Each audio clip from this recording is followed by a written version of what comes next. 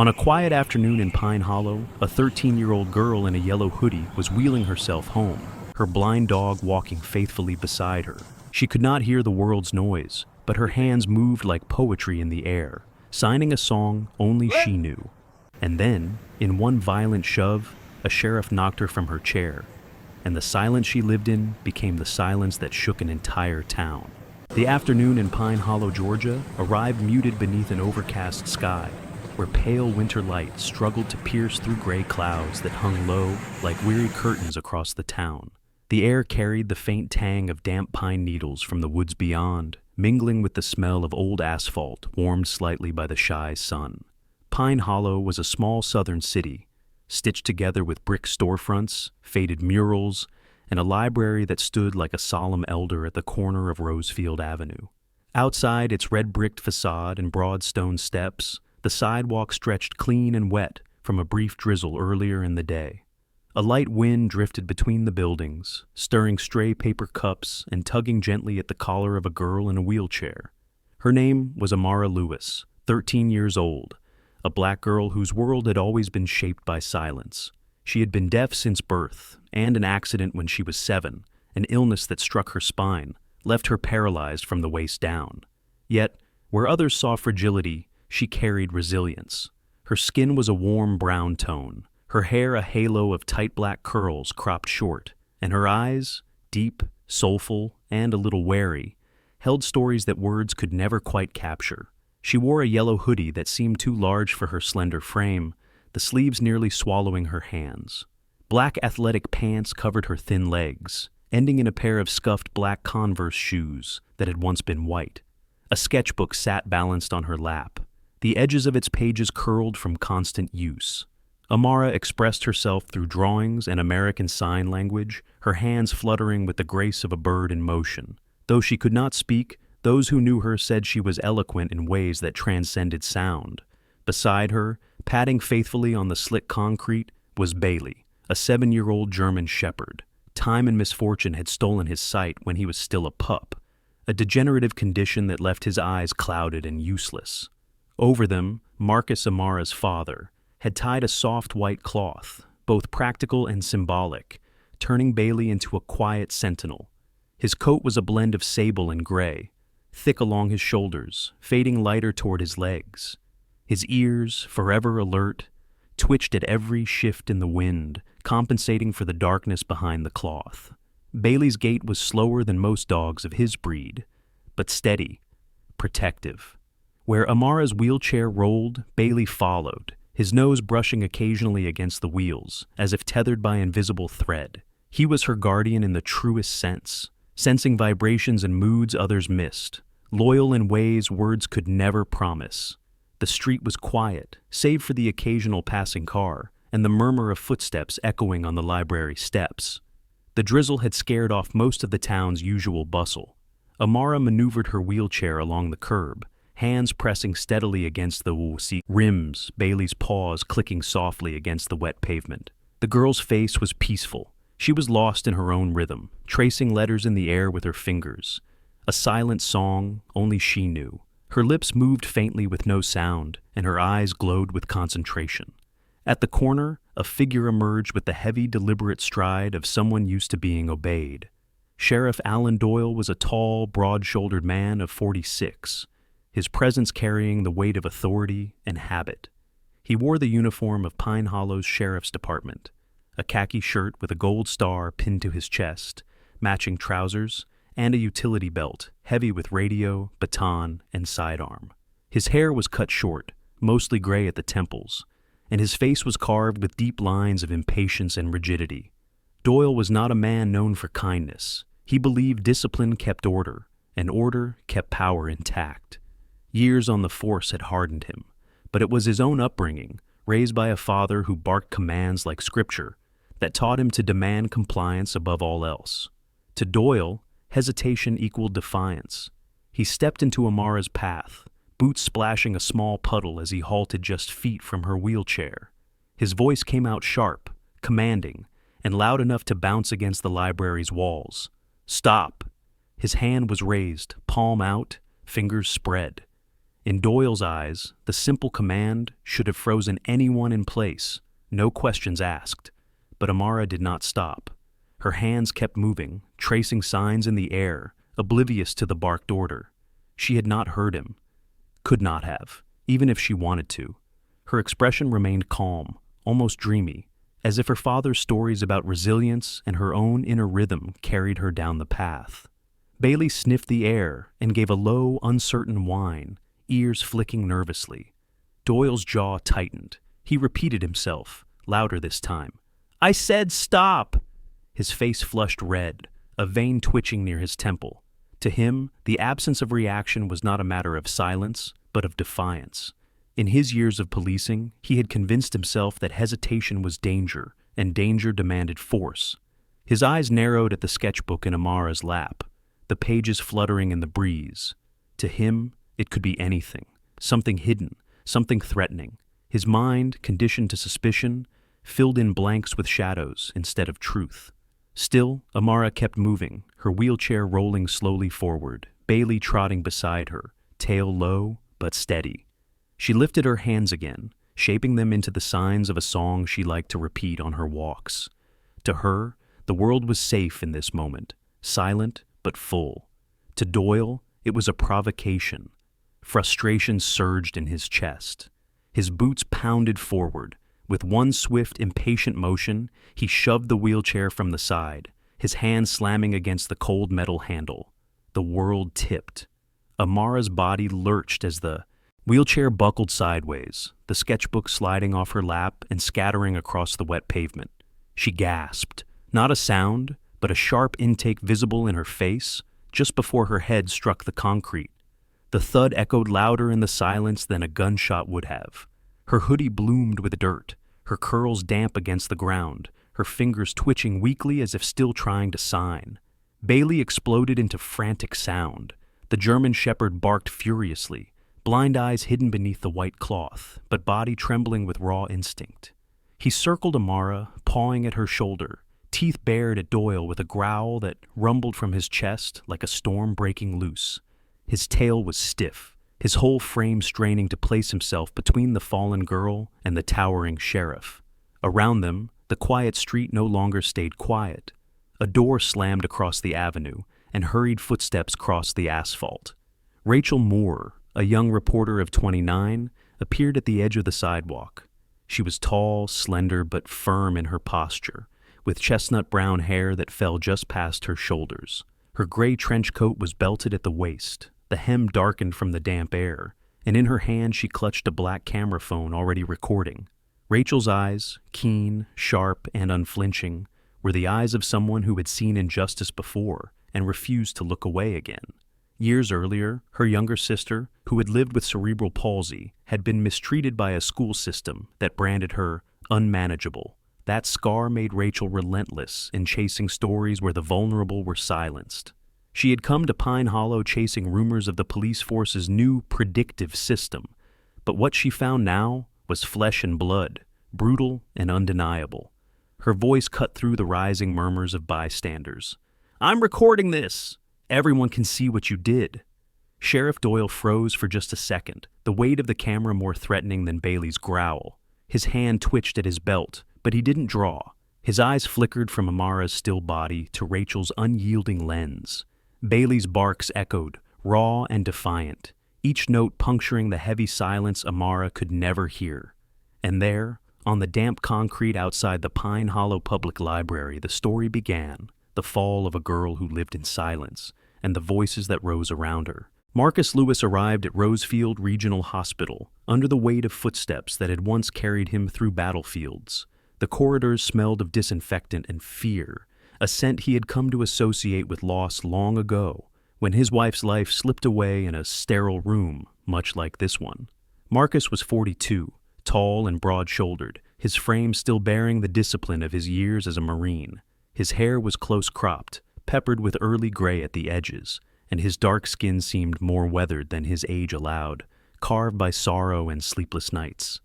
He wore a faded military jacket over a simple gray t-shirt, denim jeans worn at the knees, and heavy boots that echoed against the linoleum floor. His face was strong, his jaw square, but his eyes, deep brown and rimmed with fatigue, betrayed a man who had already seen too much grief.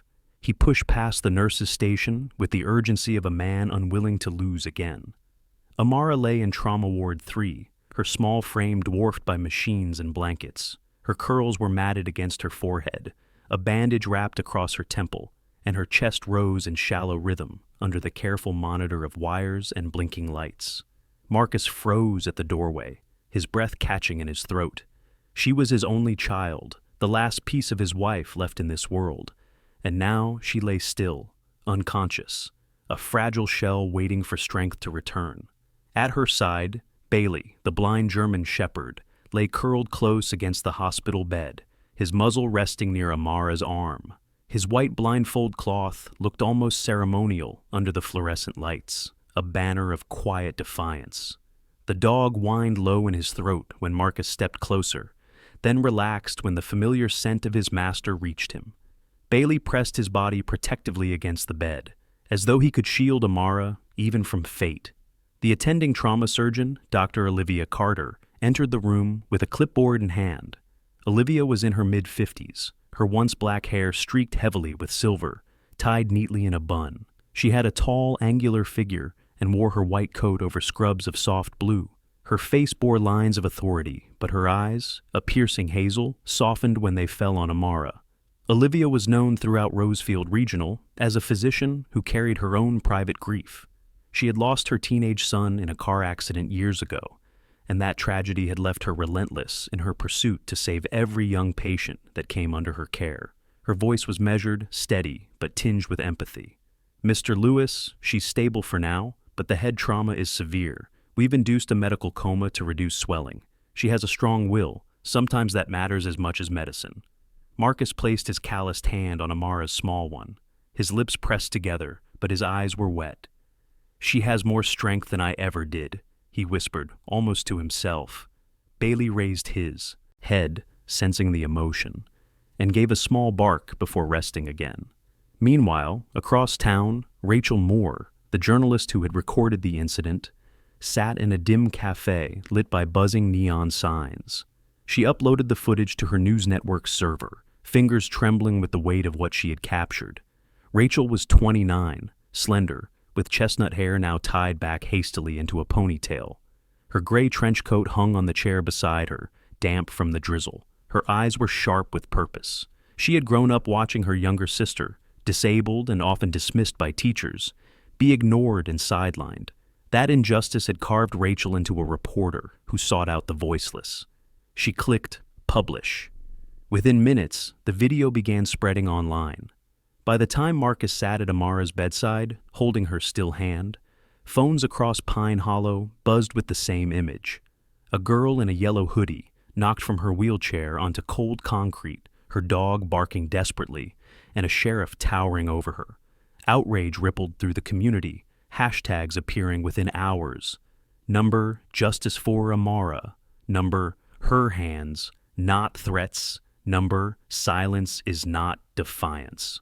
Back at the precinct, Sheriff Alan Doyle sat rigidly at his desk. His partner, Deputy Carl Henderson, a younger officer of 30 with sandy blonde hair and a clean-shaven jaw, typed up the official report.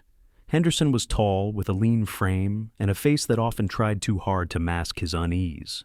He was loyal to the badge, but his conscience warred with his orders. Doyle dictated the narrative in clipped tones. Subject refused lawful commands, demonstrated suspicious behavior, suspected of resisting. Henderson typed, his fingers hesitant, eyes flicking to his superior. He wanted to object, but the weight of Doyle's glare pressed him into silence. The report concluded with the phrase, "Use of force justified." To Henderson, the words tasted like ash. He had seen the footage. He knew others had too. But fear of losing his career shackled him. He remembered how, 2 years earlier, another deputy who questioned Doyle was quietly transferred to a distant rural post, a demotion disguised as reassignment. Henderson swallowed his voice and kept typing. Back in the hospital, Marcus sat in a hard plastic chair beside Amara's bed, memories flooding him.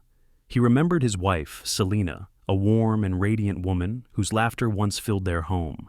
She had died in a car accident when Amara was only 6. Marcus had been helpless then, powerless against the drunk driver and the indifferent court that followed. He had sworn never again to stand idle when his family was in danger. He brushed his thumb across Amara's small knuckles, whispering, "Not again, baby girl. I won't lose you too." Rachel appeared at the hospital later that evening. She stepped into the waiting room, her trench coat folded over one arm, a satchel slung across her shoulder. Her presence carried urgency. She introduced herself to Marcus, her voice clear and professional, but layered with compassion. "Mr. Lewis, my name is Rachel Moore. I recorded everything. The world already sees what they did to your daughter. People are demanding answers." Marcus studied her for a long moment. She was younger than he expected, her features sharp but softened by sincerity. Her hands fidgeted slightly at her sides, betraying nerves, but her eyes did not waver. Marcus nodded slowly. "Thank you, but seeing isn't enough. I've buried one woman I loved already. I'll be damned if I let them take my daughter too." His voice broke only at the end, quiet but resolute. Rachel leaned forward, her tone firm. "Then we don't let them. We fight. But you need to know, they're already twisting the story. The sheriff filed a report claiming Amara resisted. They'll try to paint her silence as defiance." Marcus's jaw clenched, his fists curling until his knuckles whitened. He had fought enemies overseas, enemies who at least faced him honestly. But this was betrayal from the very system sworn to protect.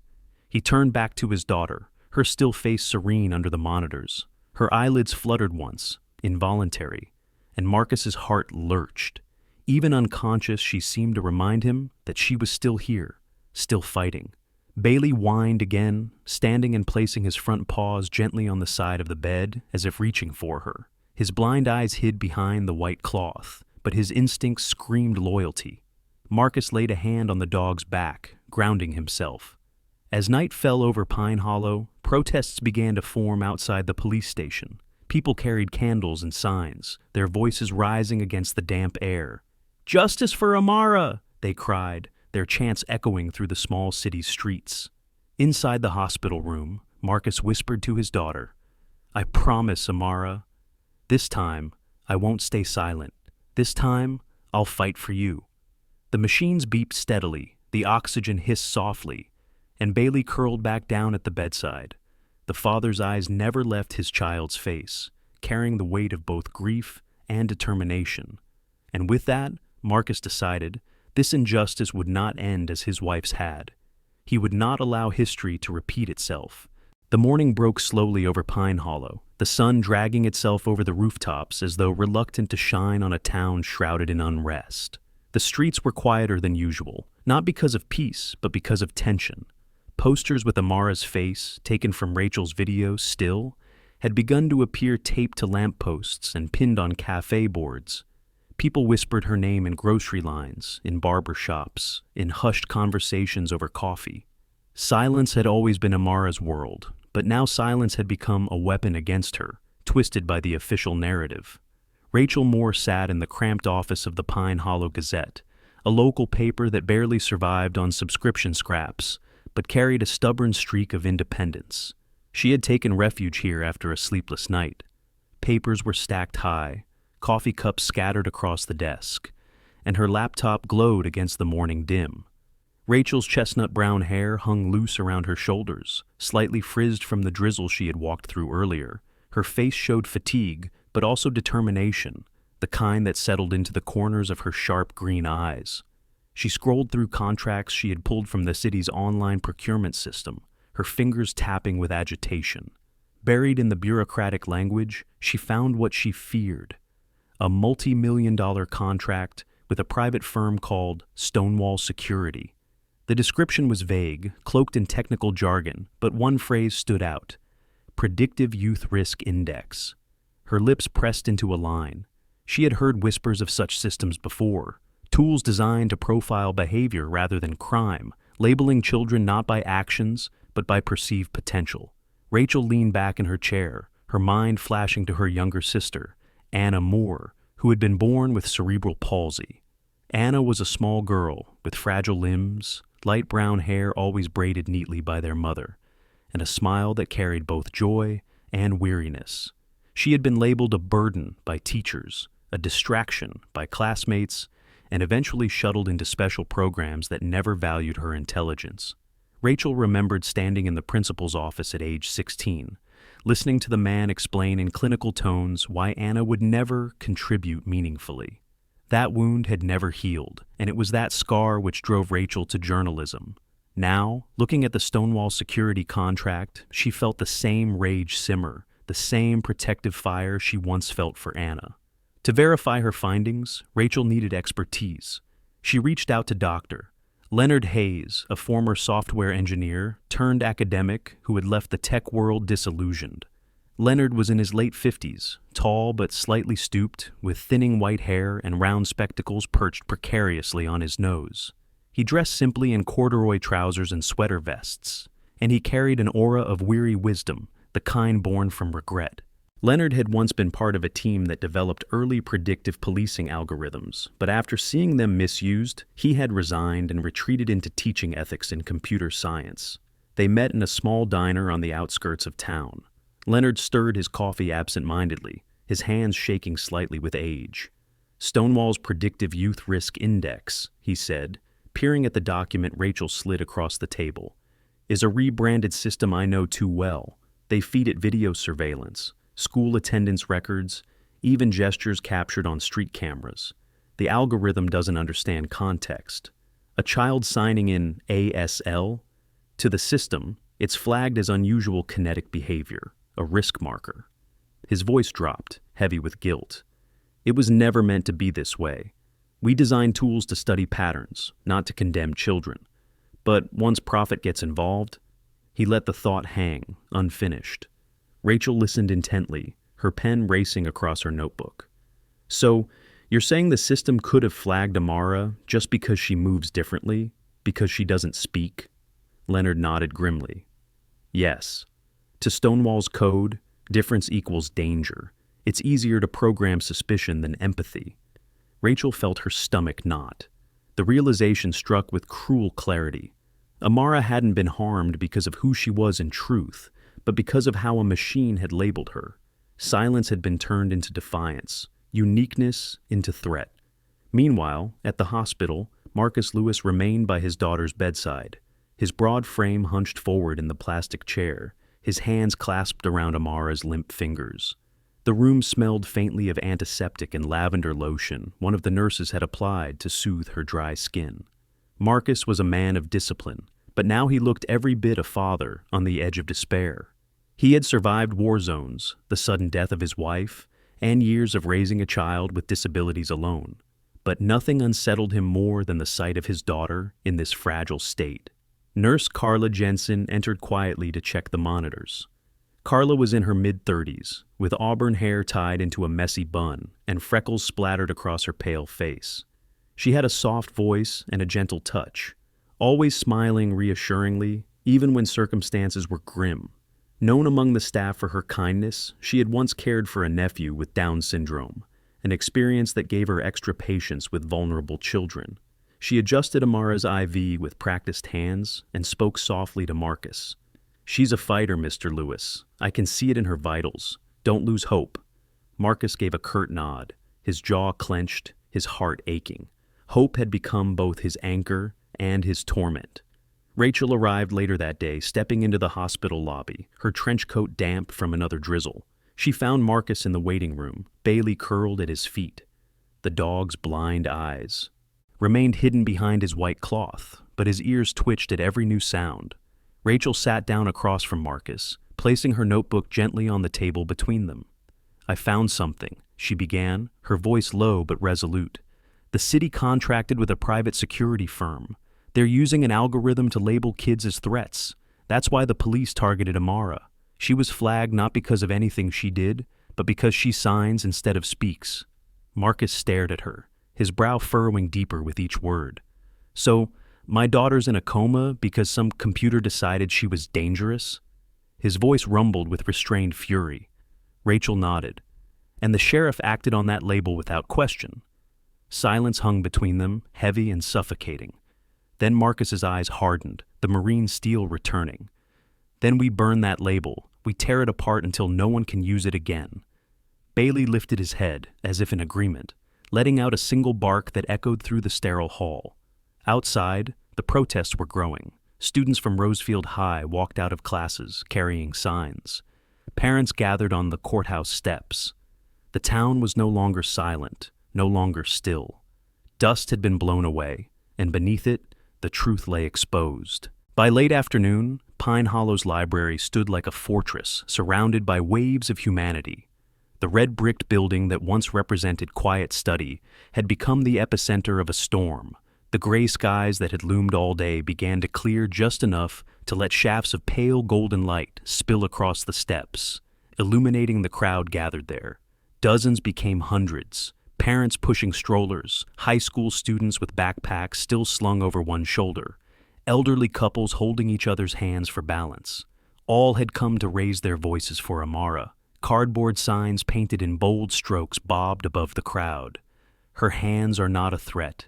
Silence is not defiance," and "Justice for Amara." Marcus Lewis moved through the sea of bodies with Bailey pressed close to his side.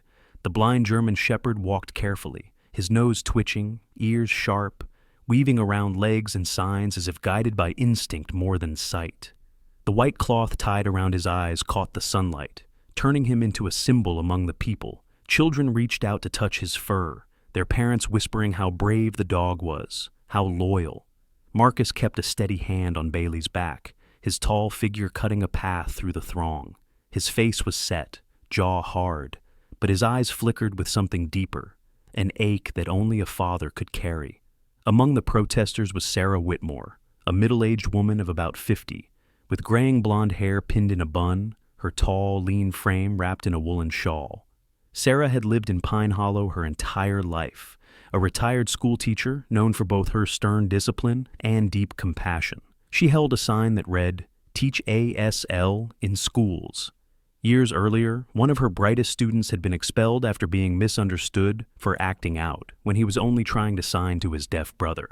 That memory had hardened Sarah's resolve, and now her voice rang loud among the crowd, chanting with the conviction of someone unwilling to see another child misjudged.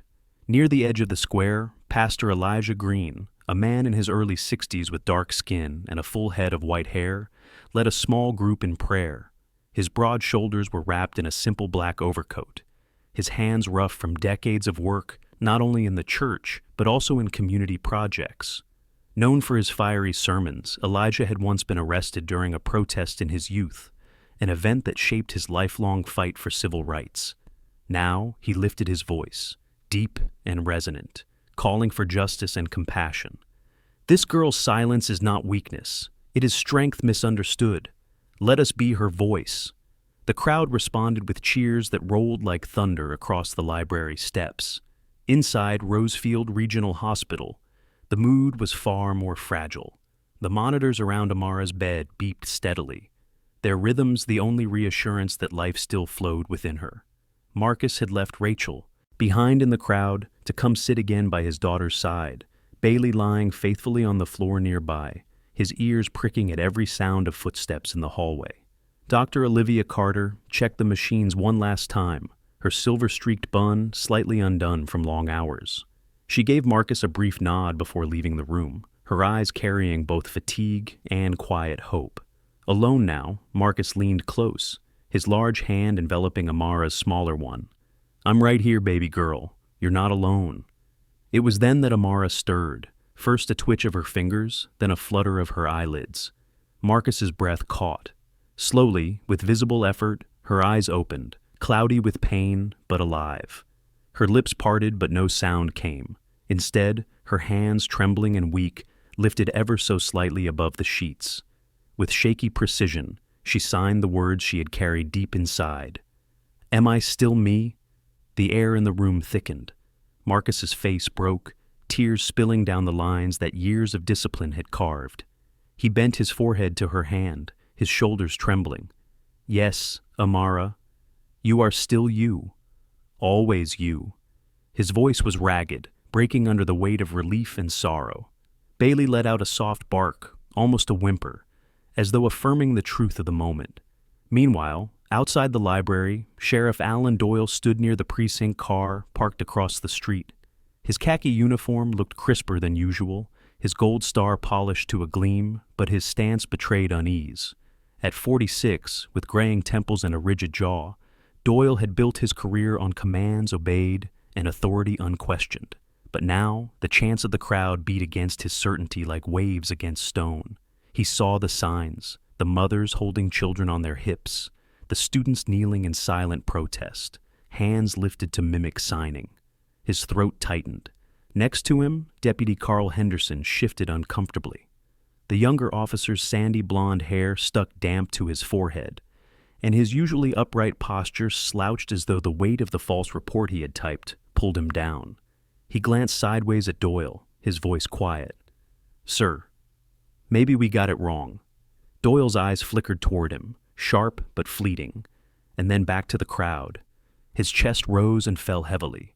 For the first time in years, doubt crept into his stance. The chants grew louder, the roar of silence finally finding its voice. Signs lifted higher, voices shouted louder. Bailey barked in the distance from the hospital, as if he too joined the chorus. In that convergence of sound, pressure, and truth, something shifted in Doyle. He was not yet broken, not yet changed, but the cracks in his armor had begun. The courthouse in Pine Hollow had never seen such a crowd. On the morning of the trial, the marble steps were lined with people holding candles, posters, and silent resolve. The sky above was clear at last, washed in bright autumn sunlight that gave the white stone building an almost sanctified glow. Inside, the air was thick with anticipation. Journalists filled the back rows, their cameras poised, while families with children pressed closer to the aisle, wanting to witness history. Marcus Lewis entered first, pushing his daughter's wheelchair with slow reverence. Amara, still pale but stronger now, wore a simple white dress beneath a light cardigan. Her curls framed her face, and though her body bore the weight of trauma, her eyes gleamed with steady courage. The courtroom hushed as she moved forward, her presence small in size, but enormous in significance. Bailey, the blind German shepherd, walked faithfully beside the wheelchair, the white cloth still tied over his clouded eyes. His thick coat had been brushed, and a small tag with Amara's name jingled at his collar. He padded forward calmly, a living emblem of loyalty, his ears twitching at the hum of the crowd. Behind them came Rachel Moore, notebook in hand, her chestnut hair neatly pinned back for professionalism. She wore a navy blazer, her posture upright, her expression sharp. She had spent weeks gathering evidence, the unedited footage, the contracts with Stonewall Security, and testimony from experts like Dr. Leonard Hayes. This was her battlefield, and her weapon was truth.